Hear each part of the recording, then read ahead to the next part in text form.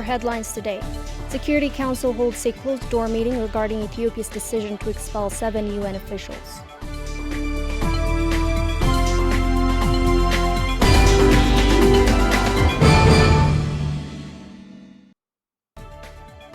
Children in Tigray suffering from malnutrition.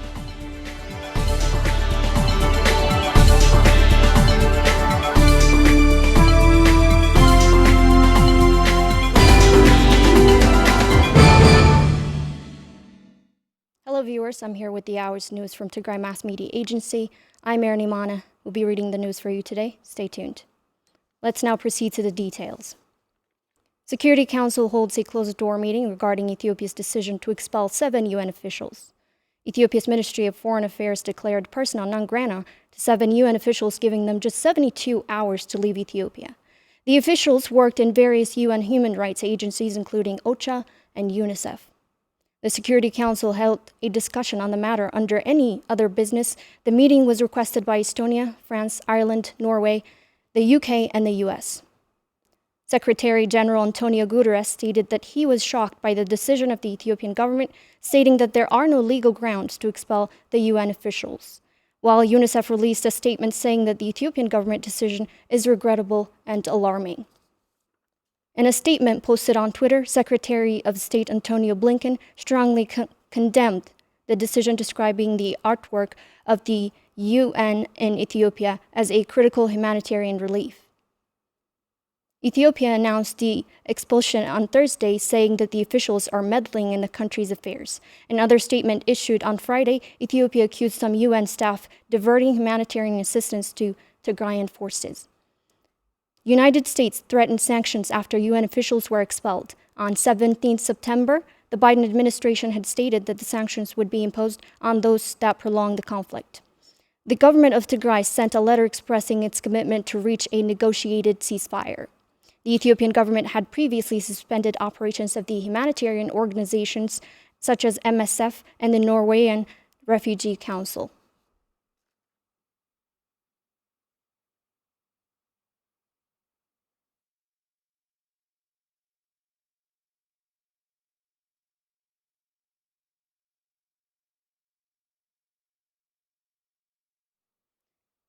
Tigray Bureau of Agriculture and Rural Development partner organizations held their weekly meeting this past Friday to discuss emergency response and coordination.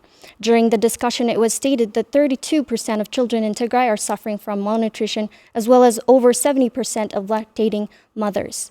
At the meeting, aid workers expressed their frustration with ongoing siege that has almost completely discontinued operations in Tigray. Dares Brhana has more on that. Recent researches indicate that 80% of affected students will be severely affected or will be admitted to SAM from MAM only due to lack of waste services, water supply.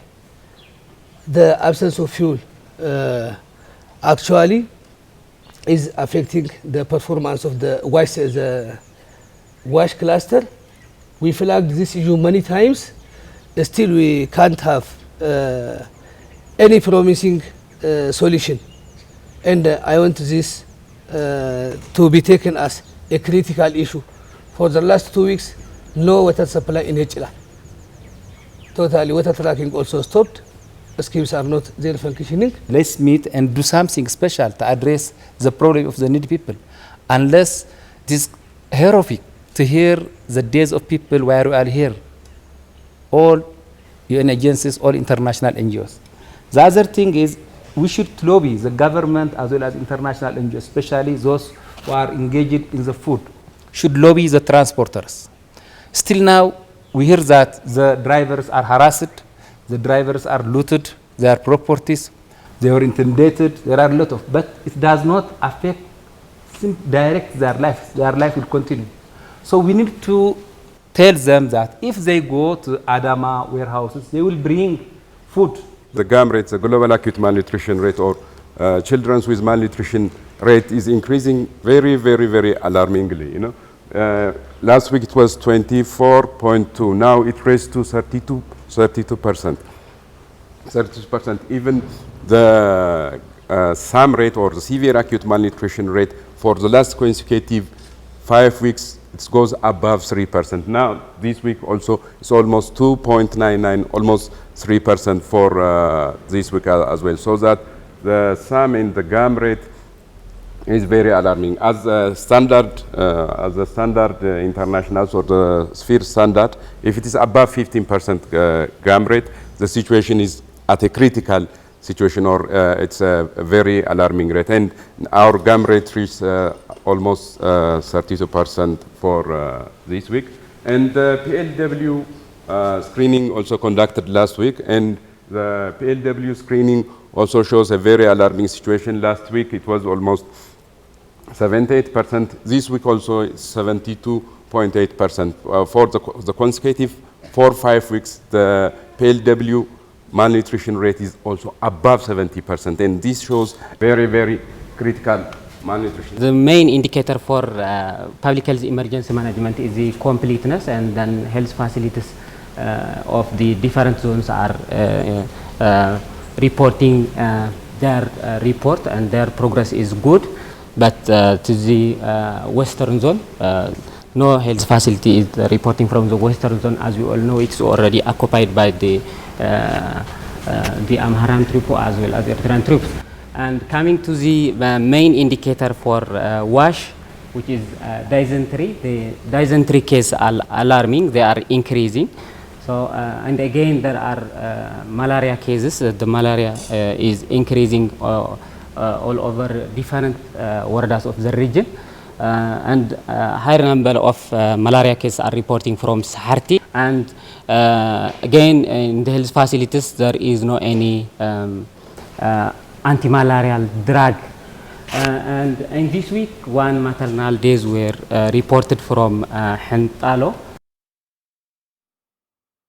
Since the start of the conflict in November, over 2.2 million people have been displaced, primarily from western Tigray, where Amhara militia and Fano Vigilante group have committed ethnic cleansing. Most of the IDPs are now sheltered in overcrowded schools and government facilities, as the blockade of humanitarian assistance and depletion of food stocks continues. That has meant that the IDPs are no longer able to receive essentials such as food or medical assistance. Reporter Sabla Lemma has more on that.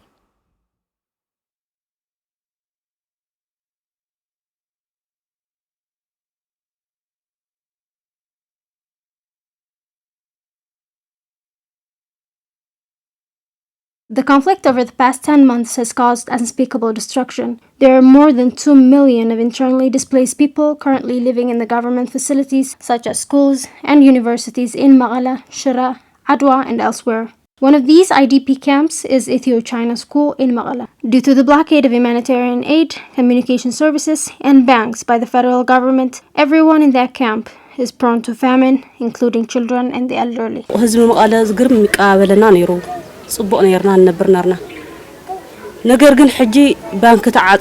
The residents of Maqala used to be the ones that helped us. We were eating because they brought us food and money. But now banks are closed, and those that helped us don't have enough for themselves. We are hungry. We can see the children in the school. They are not getting enough food.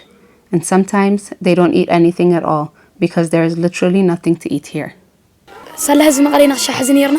Thanks to residents of Maqala, we are still alive. Now they are suffering too because the banks are closed and roads are blocked by Abiy Ahmed's government. We are hungry. We didn't eat anything last holiday, not even rice.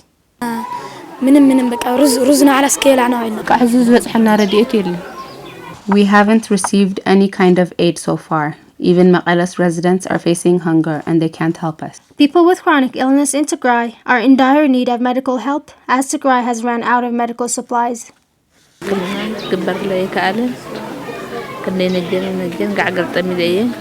couldn't get any kind of medical help. I have suffered a lot. Severe starvation strikes in the district of Qolatambin. Residents say that they are unable to feed neither their children nor themselves. Let's now proceed to the details.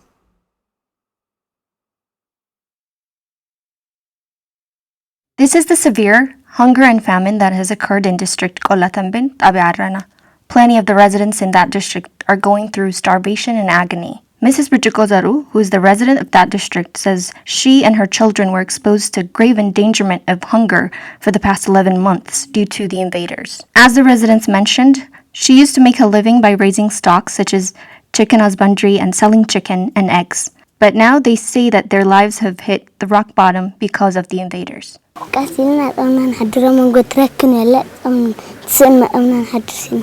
If we maybe find something to eat, we eat. If not, we sleep empty-bellied. As for our sleeping spots, she sleeps there and I sleep here with the kids. I sleep here at the table with my child and the other children just sleep there. If we maybe find something to eat, we eat. If not, we sleep empty-bellied. We're getting sick because of the malnutrition. We had started school, but we stopped when the enemies showed up. I used to sell eggs for living, but now since the troops looted all of my chickens, I'm left with nothing. She used to sell eggs and chicken, but since they are all taken away by the invaders, we're going empty-bellied. The residents have urged the governmental and non-governmental organizations to observe this potential issue and set a fix for the deliberate starvation.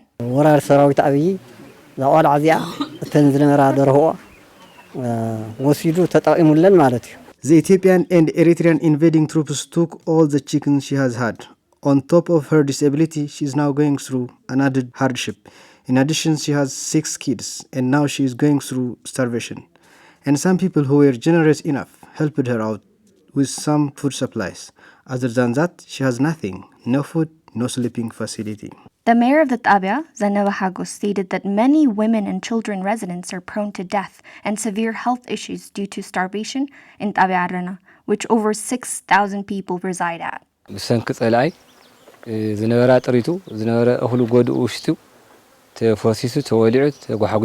She lost all her properties due to the enemies.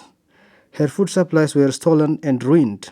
And now people are at risk of losing their lives because of the Eritrean and Ethiopian troops. Here in our Tabia, there are several female team leaders. However, the women who survived by selling water and eggs are out of jobs due to the lootings and destruction of utilities, endangering all the victims. Since the start of the conflict in November, over 2.2 million people have been displaced, primarily from western Tigray, where Amhara militia and Fano Vigilante group have committed ethnic cleansing. Most of the IDPs are now sheltered in overcrowded schools and government facilities. As the blockade of humanitarian assistance and the depletion of food stocks continue, this has meant that the IDPs are no longer able to receive essentials such as food or medical assistance. Reporter Sabloak Lemma has more on that. The conflict over the past 10 months has caused unspeakable destruction. There are more than 2 million of internally displaced people currently living in the government facilities, such as schools and universities in Magala, Shira, Adwa, and elsewhere. One of these IDP camps is Ethio-China School in Magala. Due to the blockade of humanitarian aid, communication services, and banks by the federal government, everyone in that camp is prone to famine, including children and the elderly. The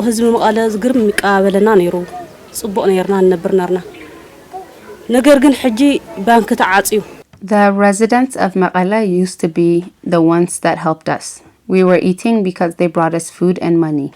But now banks are closed and those that helped us don't have enough for themselves. We are hungry. We can see the children in the school. They are not getting enough food. And sometimes they don't eat anything at all because there is literally nothing to eat here. Thanks to residents of Mekelle, we are still alive. Now they are suffering too because the banks are closed and roads are blocked by Abiy Ahmed's government. We are hungry. We didn't eat anything last holiday, not even rice. We haven't received any kind of aid so far. Even Maqala's residents are facing hunger and they can't help us. People with chronic illness in Tigray are in dire need of medical help as Tigray has run out of medical supplies.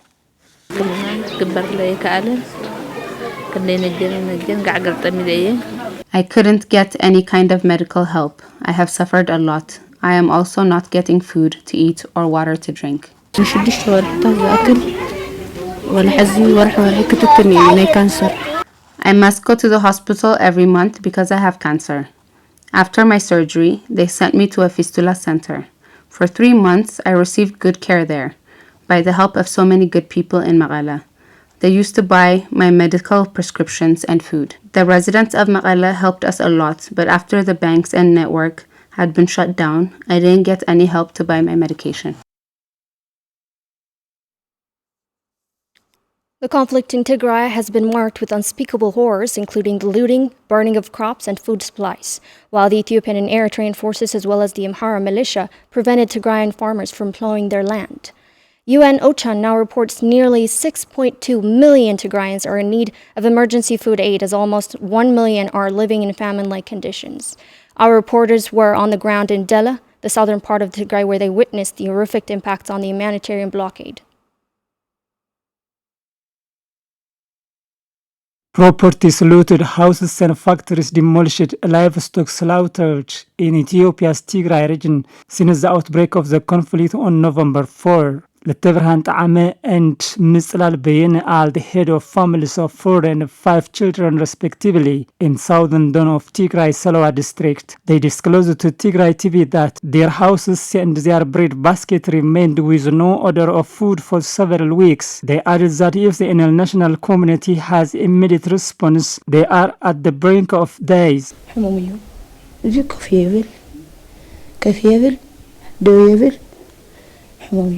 صومناينا يونا خازلوا على طميو لو على طميو.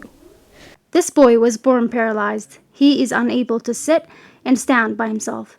And now we have nothing to eat and drink. وقت قالت نهاني حمشيت نيني راخذ طمي واوصي اخيدا بني راخذ لنغ واحد يوصي عندهم لنغ واحد يسال علم المنافت خيدا من بقى وصقمين اخوات قراوت يم خلونا زختس قراو الخدن.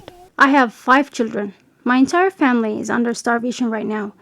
We had our neighbors that helped us, but now we're running out of food supplies. هذا تعاطف له لخمن لك صويك كاو دما زغرو عايز حاول الصدقه يلي خذي واسس للخافو حرستاش للخافو سلصقوما يلي قصد يلي درار يلي قويهم راي غدا غدا. I'm sitting here desperately, very tired of even speaking to you because of hunger. Our neighbors were helping us, but now they couldn't even help themselves. We have no breakfast, no lunch, and no dinner.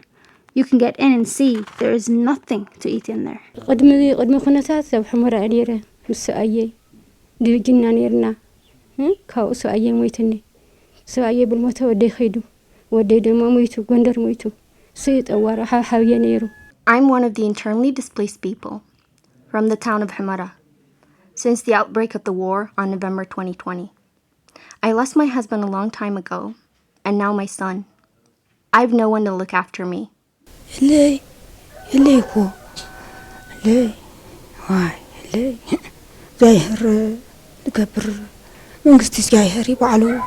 No, we have nothing to eat. There is no one that understands our problems except God. زي سهل حزينا لا تخوخ بشمبر لا قني